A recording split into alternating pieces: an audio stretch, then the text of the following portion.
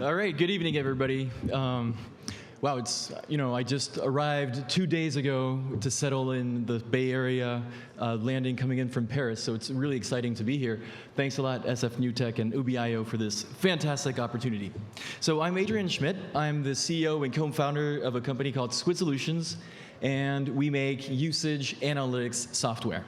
So when I was actually queuing up at the airport, the border control officer said, "Another analytics company? Isn't there a quota on you guys?"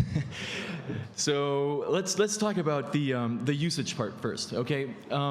Usage patterns have really changed significantly recently. If you take the example of music, I guess we're all old enough in the room to have actually bought whole albums on CDs. And then something really cool came out called iTunes, and you could actually just buy, parts of an album, a song. And then eventually now you could just listen to any part of any song you want, thanks to the streaming services, right? Well, this change in patterns and usage is impacting a whole bunch of industries, right? And now you could even actually use part of a private driver. I mean, this is what Uber is all about, or Zipcar, you could use part of a car. So all these industries are impacted by the fact that usage is what their business model relies on. Usage goes up, everybody's happy. Usage goes down, well, it's terrible and they're in trouble. So usage actually requires a new whole set of analytics. And I'm going to illustrate that on the publishing sector. So B2B publishing are the people we work with today. They are usually billion-dollar companies that sell articles to universities and have thousands of users. So who's the incumbent serving this market today? The incumbent, this is an extraction from Adobe Site Catalyst in their visitor path, right? So this is what they have today, and I don't really know what they can actually do with that to understand what their usage patterns are. So I'm going to illustrate what we do in terms of visitor flow. Oops, so there we are. Okay, this is a visitor flow that we set up. What you see here is the actual number of live visits that are happening on your service for a certain period of time. You can view every single visit. So if I use this little cursor here, I get more and more information on all the different paths that go through the service. And if I zoom out, then I just see the most significant paths. The colors represent the transformation, the conversions. So in the case of B2B publishing, we're talking about article downloads. So the greener it gets, right, the more this path has a probability to convert into an article download. And of course, the more it gets red, the most unlikely it is that it'll turn into an article download. What you actually need to use this thing is to be able to focus in on any kind of be able to slice and dice to the actual information that you need. So for example, I was looking at how people entered the site from a referrer standpoint. What I'm doing now is I'm processing these millions of logs to look where they come from a geographical standpoint. So here, United States, okay, this is what they represent in terms of traffic, right? So 25%, and in terms of full text article downloads, it's 73%. Right? What I can also do in terms of slice and dice is see how much, for example, what features are being used on the site. So I go into goals here, and as I zoom in, so it's pretty small, and I'm going to select the visits that actually have searches in them, right? And so this whole graph is being computed live on the data, and what I'm seeing here are the actual metrics that use one or more search features, right? And then again, I could see a specific quick search feature, for example, how that converts, where the visits come from, where they lead to. So as a product manager, not only do I have unprecedented insight on the flow of visitors on my site and how my feature converts, but I also have that in context, where the users come from and where they're heading to. So this was an illustration of what we do in terms of visitor flow. Where is this heading, actually? The cool thing is that today, usage data is stored into production databases, transactional databases like Oracle.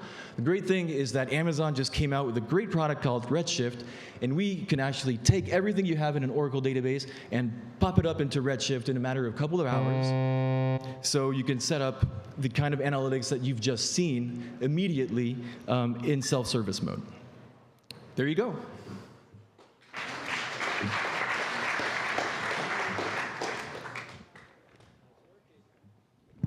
Good stuff, Adrien. Thank you. Sarah, anything? Yeah. Well, first of all, it was it's a really cool visual for your presentation. I appreciated that. Thanks. Yeah. So, who would you say is your biggest competitor here in this space? All right, well, there's, okay, the market that we're on right now, right? I mean, it's, so, I mentioned there was multiple industries in which we could address, but we're addressing the B2B publishers because these guys are in deep pain right now and they have multi-billion-dollar businesses, right? So they're, and if you look at what these guys have, I mean, they were built by consolidating various companies and stuff, and so their internal tools today are web analytics, so that's why I mentioned Site Catalyst or Web Trends or these kinds of tools, or BI tools. Right, so MicroStrategy, and these legacy hard software that are in place just don't provide the flexibility and the adaptability that we have here using these big data solutions. Okay. Now, other waves of competitors are coming up, like event-based tracking solutions. Right. But, like Kissmetrics or something. Right. Yeah, exactly. Yeah. But, the issue here is that you have to be able to slice and dice through all these different dimensions, and so I just don't think that it's the right way. That kind of technology isn't adapted to all that slicing and dicing as much as this is right here. Okay. Jai, you have the floor. Hi, I work for a Fortune 500, or actually Fortune 100 ad agency, and the clients that we work with don't have a lot of the event tracking, goal tracking, engagement tracking that is listed within the tool that you have there. Does that have to manually be entered into their analytics and into their back end?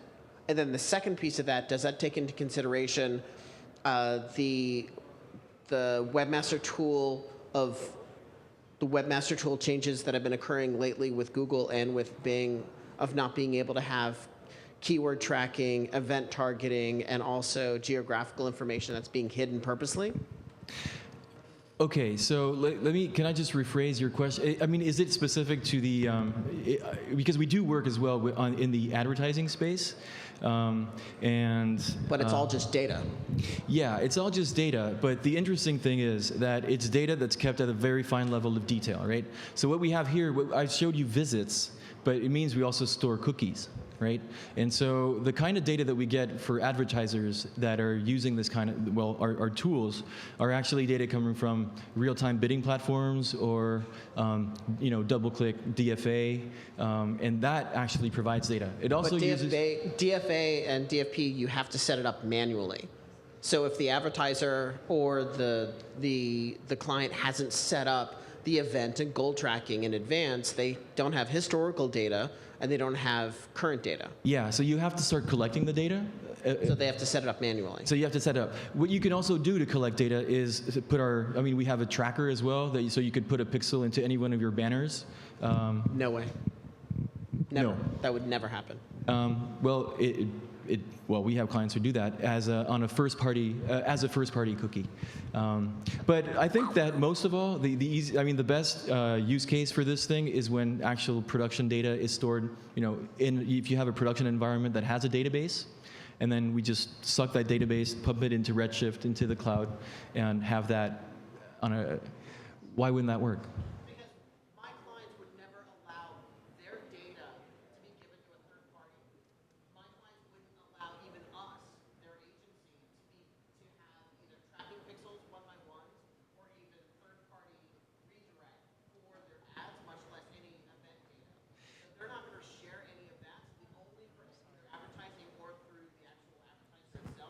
So,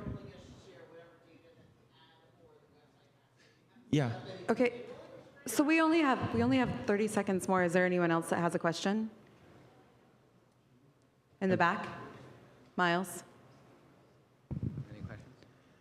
Last call for questions. We have 20 seconds.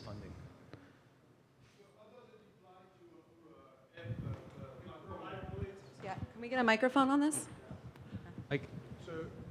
You started to the presentation by saying that it applies to things like Uber or music or things like that. Can you extend a little bit on that and how Uber or a music sharing company will use that?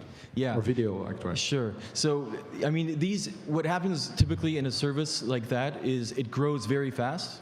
And during that period, they don't really need advanced analytics like that. I mean, they do use stuff, but they are not into the optimization phase, right? Where you actually really have to understand in detail what users like, don't like, what contributes to growth, or what does not contribute to growth.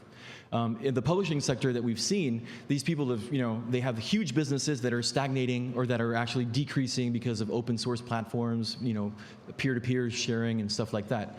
So they have to go into the very fine level of details of where can we find, growth.